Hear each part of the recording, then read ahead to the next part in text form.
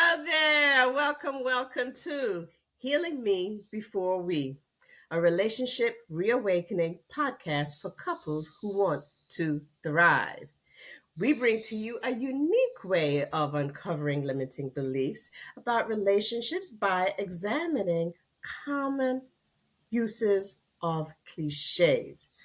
Heart Surfers. My name is Sharon, the Heart Lady. That's Thee, Heart Lady. And this is our co host, Dan, the Healing Man. How are you today, Dan? I'm doing great, Sharon. Today is the first day of spring. Happy New And Year. yeah, I don't know if you can tell spring, at least by looking out the window from where I am today, because winter still wants to remain. And, it kind of brings us to our whole cliche today. And the cliche today is opposites attract. And the Okay. whole idea of like the seasons and the seasonal change and how we go from one season to another. And often, though, it's not as clear cut as we just go from winter into spring. Yeah. That it's sometimes it may go from one day winter to spring to summer and then back to winter. And what I'm Yeah. saying is that life, just like the weather, isn't predictable. Yeah. And when I talk about relationships aren't as clear cut as they may appear to be, including how we are attracted to other human beings. Yes. So, absolutely. And one may say that spring is the opposite of fall and summer is the opposite of winter, but it's interesting how they complement each other at the Hmm. same time. And so having the different seasons, no matter what part of the world, there are still seasonal changes, whether it's rain season or dry season. So we are part of nature, so it's really interesting on how people may say opposites attract. My thoughts, since you asked, opposites attract. I think that we're attracted to the things that we would like. We're attracted to things that are similar to us, but we're also attracted to things that we would like within ourselves. And it brings up a curiosity. I think not necessarily opposites work in a relationship, and it depends on how much an individual is accepting of how much that person is not like them, if that makes sense to you.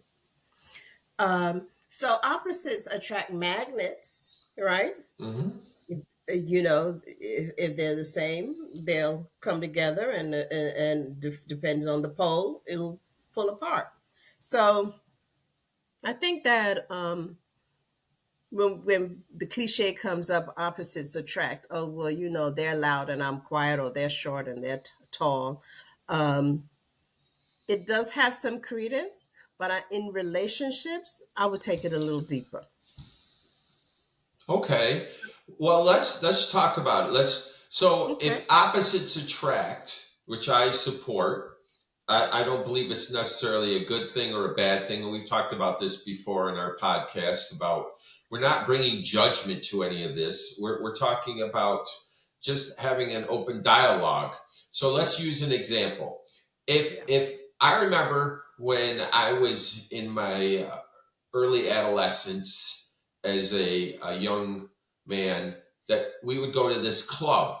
And on one side of the club, they had the disco, and the other side of the club they had the rock and roll. Now, if I prefer the rock and roll, then I'm going to stay on that side and listen to that music. If I want to dance, I know then I have to go over to the disco side because that's where the people are who want to dance. And so I could be a rock and roll person who wants to dance. And so I need to pick myself up and shift and move myself to the other side to find someone who wants to dance. Because most of the people on the rock and roll side, they just want to stand around and, stay tight to the wall and go like this. That's their dancing. Or they might dance a little bit without moving a whole lot. And what I'm saying is, I know that it's important then, if I really want to dance and move and groove, that I have to go to the other side and find someone else who wants to dance.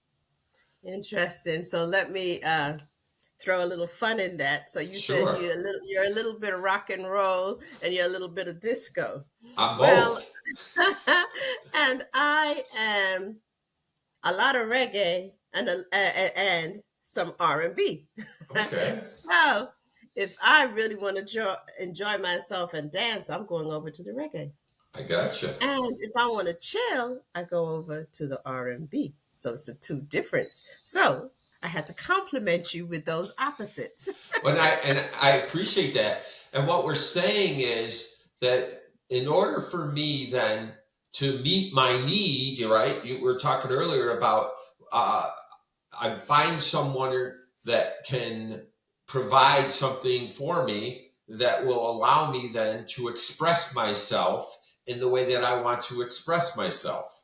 I know if I stay on the rock and roll side, that the dancing is not going to fulfill me in the way that I want to dance. So I choose then to shift and to go to the other side and seek out someone who will support me in my desire to dance.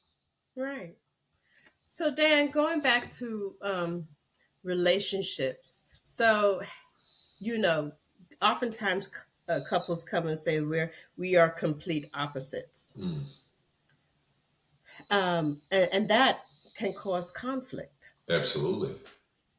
So one likes this, someone likes something else, and so they're trying to find that happy medium.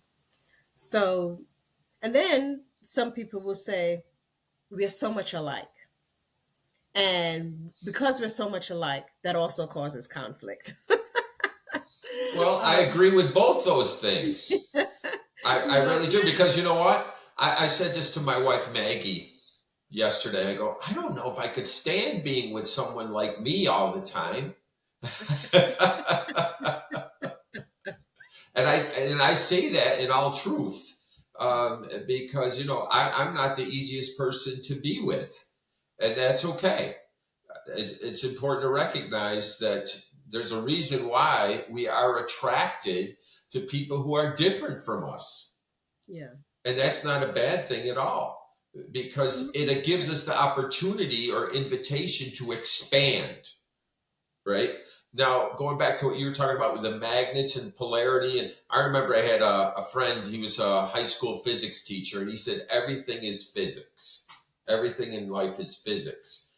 And I heard what you said, and I agree with you. Let's not just keep it so simplistic, because there's more to it than just two magnets and how they're attracted to each other and their polarity, because humans are far more complex within magnets.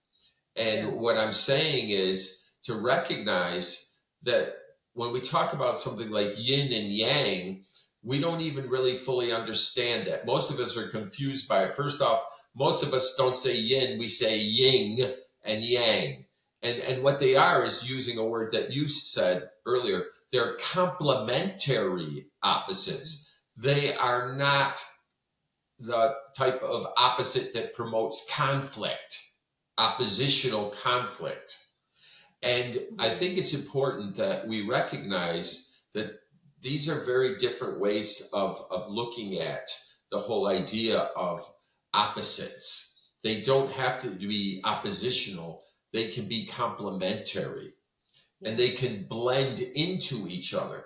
The challenge is when someone meets another person and they find that person in a way that complements who they are, and they only take advantage of it though in that one setting. For instance, I go to the disco side and I find that person that meets my need to dance. Okay. And in that way, that's very helpful and supportive. Now, we go back home though, and we get into a relationship, and I want to listen more to rock and roll than I want to listen to disco.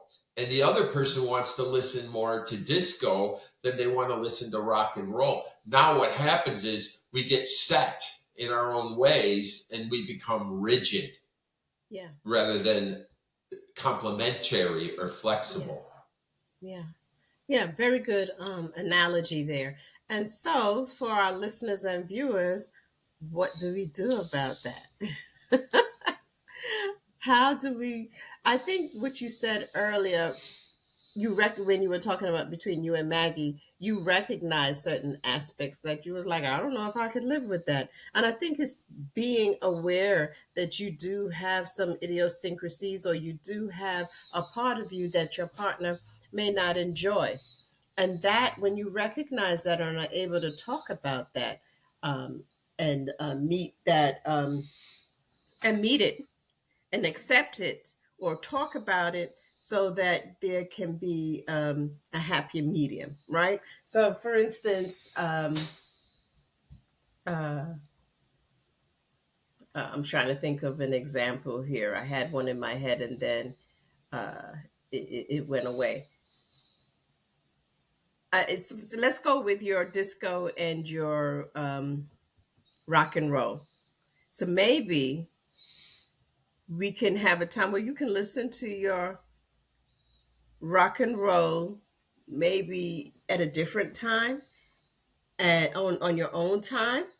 And I'm not taking that away from you, but maybe when we're together, we can listen to a little bit of both and feel good about Mhm. that. So Mhm. just trying to find some way where you can work together and saying, okay, I don't want to hear rock and roll first thing in the morning. But if you want to hear it, that's fine, but you listen to it with your earbuds. So I'm not, and then you may say, well, I don't want to listen to disco all the time. Fine. So it's being able to work together.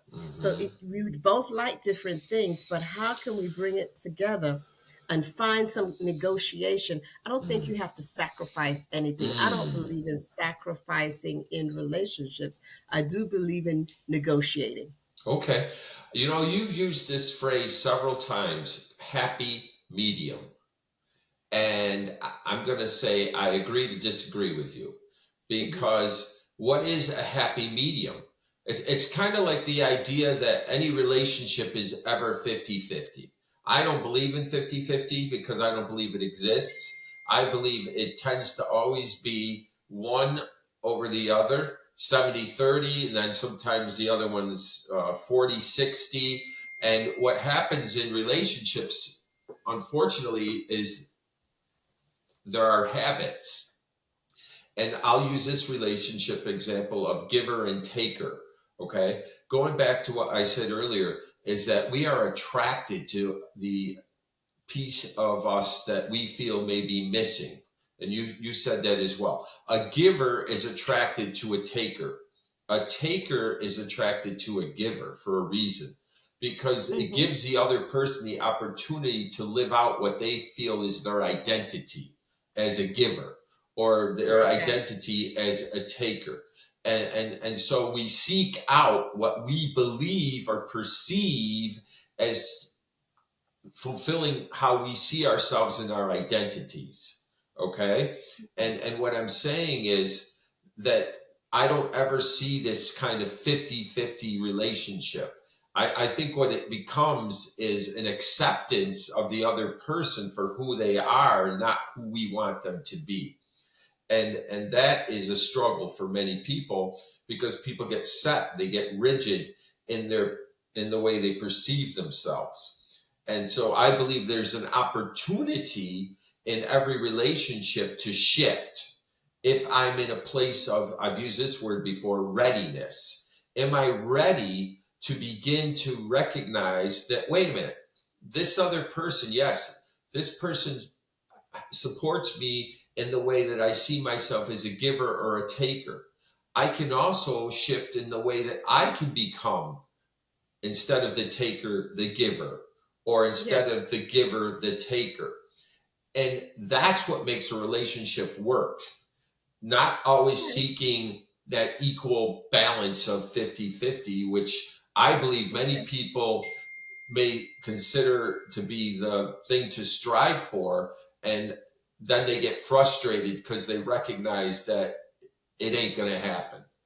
I hear you. So you interpreted happy medium as 50-50, which I do not. So Okay.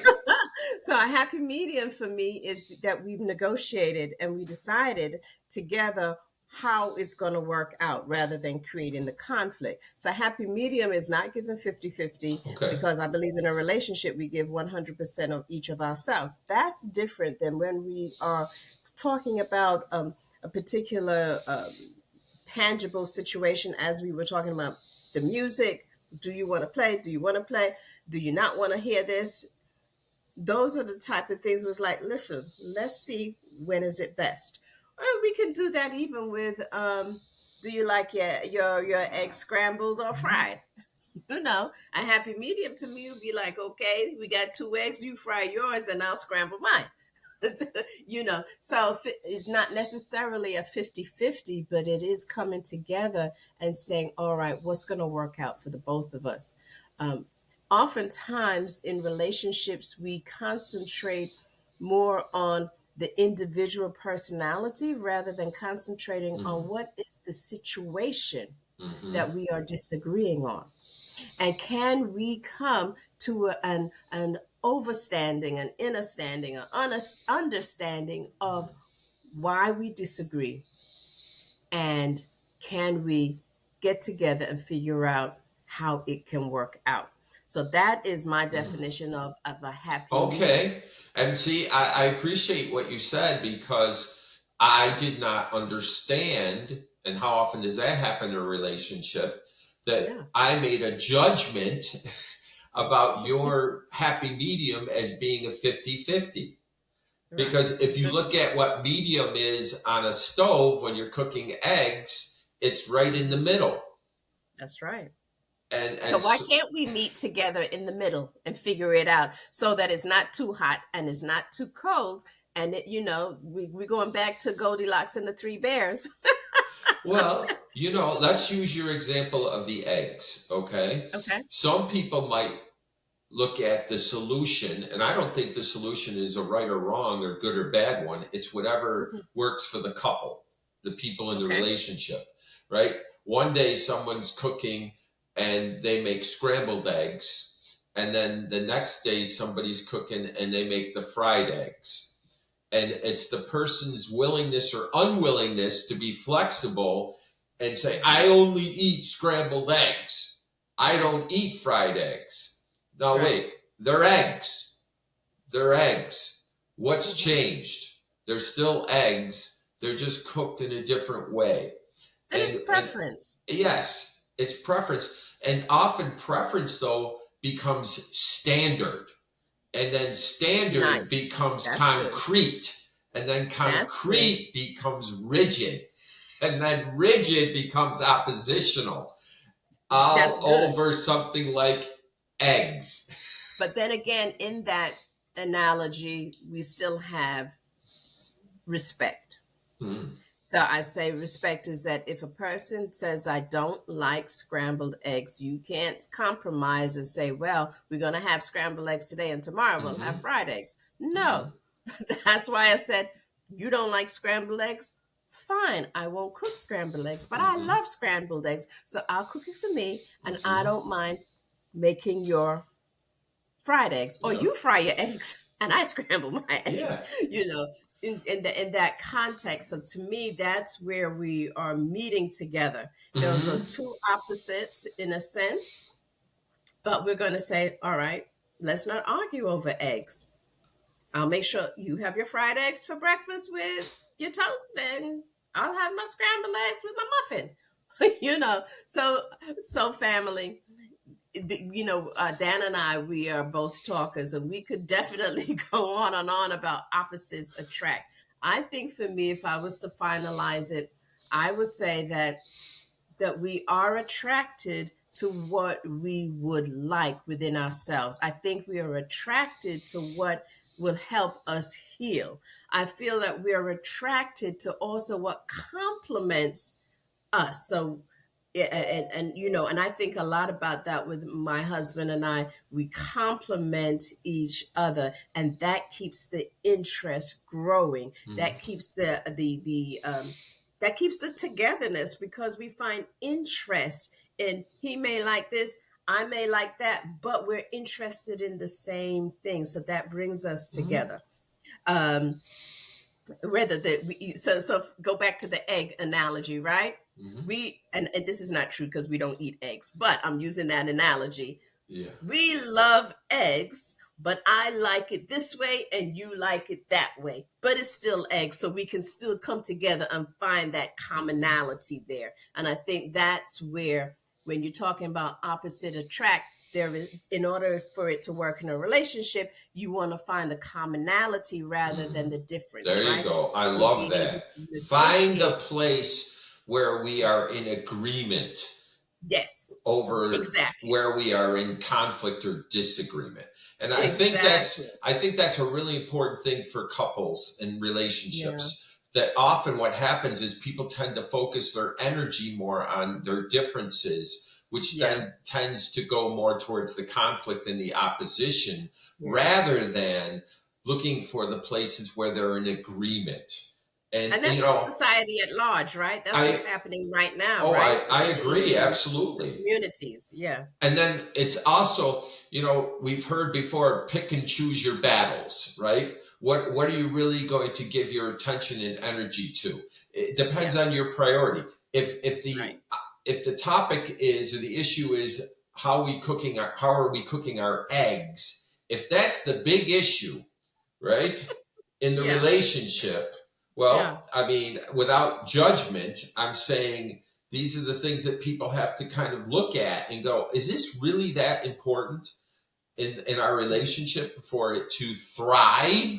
As how the eggs are prepared or Yeah. not prepared? Because as you Yeah. said, there's lots of creative solutions where both people can have what they want without feeling like they had to, use your word, sacrifice for the other person. Yeah. And so, how, you know what? I'm folks, I hope you stay tuned to this discussion because it could go very deep. But I also respect those who couples who have different religions. Mm-hmm. You know, you've heard of the Catholic who may celebrate the Christmas, and then you have those who may be of you know, in the Jewish faith, and they celebrate Hanukkah. Mm-hmm. And you often wonder, how do they live? How do they work together? And they have such different holidays and such different ideologies. How do they work together? And then also you have those of different cultural and ethnic backgrounds that are attracted to each other and have to come and not only have to deal with their own personal views and beliefs within their cultural confines, but also then you have other people who are dipping into your business and Absolutely. and trying to create conflict as well. So when we're talking about opposite attracts and how couples live together when they're have cultural, religious, and ethnic differences, I think it's so interesting. And watching those, how it works, Mm-hmm. is so very interesting, and it's a learning aspect. Now, Well, how we can here's learn from those is watching children. mm, children. Children who don't know about, I know I'm talking about toddlers, those who Mm-hmm. have not already been programmed to the way their Mm. family has is teaching them. But when you watch children play, play is play for them, and it doesn't matter the cultural background, the color of the skin, the Mm-hmm. ethnicity. It doesn't matter. They just know play, and they get along well. So Mm. that's what I have to Well, say for you opposites know, attract. I'm just going to finish with this. Your word, play. That's the Okay. important piece that I think often gets lost in a relationship is play. Play with each other in many and different ways to find a place where each person feels supported.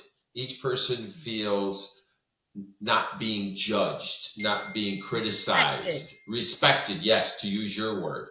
And when we bring that element of play into it, then there's laughter and there's humor and there's aloha, awareness, love, optimism, humor, and action.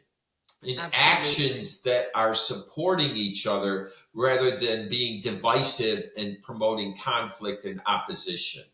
And when two people in a relationship can laugh together, that's healing.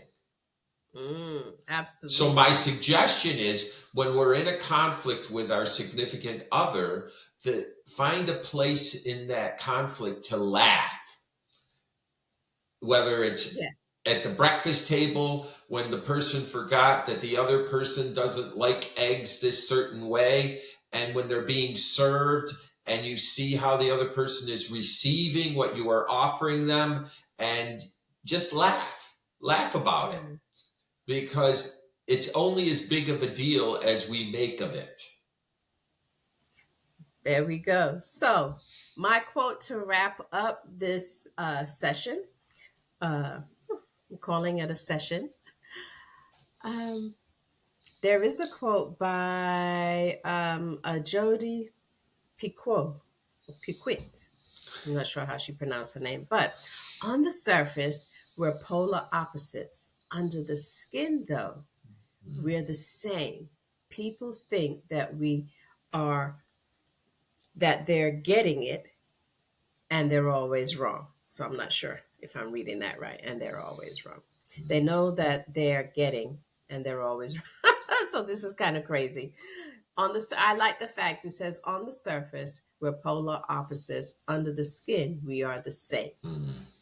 So I'm gonna keep it at that because that last part of that sentence I didn't get. It was a little What about you? confusing. Yeah. Well, what you're saying is that we have an opportunity or an invitation to see beyond that thin veil of what may first have attracted me to you, or what may have Mhm. first attracted you to me, and what there is really beneath that is I didn't really need you to find that piece of me unless I thought that you are the thing that completes me. And if I see that the relationship is now based upon my need for you to give me completeness, Yeah. instead of recognizing that really the invitation is for me to recognize that I find myself attracted to you because there's something within you that's still there within me that I just have not come to an awareness of. Soft. That a Beautiful. I giver is really a taker, and a taker is really a giver. They are not just givers, they are not just takers. absolutely. Well, I think with that, folks, we can say that even though Dan and I may look like opposites, we do share a commonality, and that is specializing in relationships. We believe healing me before we. We believe that heal yourself first and then come together. Mhm. So, with that, we can say we agree. I All agree. right, Dan and Heart Surface. We look forward to hearing your comments, for you sharing. Maybe there are other cliches that you would like for us to explore. So please, you can, as they say, as you young folks say, slide into my DM at the Heart Lady. That's THEE Heart Lady. And you can get in touch with Dan. Go to DM, yeah, danmikens.com. And that's how you can find me, with radically healing from the inside out. And I just want to close today with this, is that we're starting to see how our cliches begin to blend with each other, including the one that we talked about previously about you complete me. and how it's connected to the idea of opposites attract, that we are attracted to something that we believe is missing within ourselves. So we seek it from an outside in source instead of recognizing that really it's an invitation to see through that other person that there is that quality as well within me. And I am simply, by my relationship with the other, recognizing that now that I wasn't able to recognize before. Well, all right then. Well said. So we see you, Heart Surface. Listen out, check us out on our YouTube channel, Healing Me Before We, or just pop it in and just listen to the audio. Y'all take care now. Have a wonderful day. Surf's up.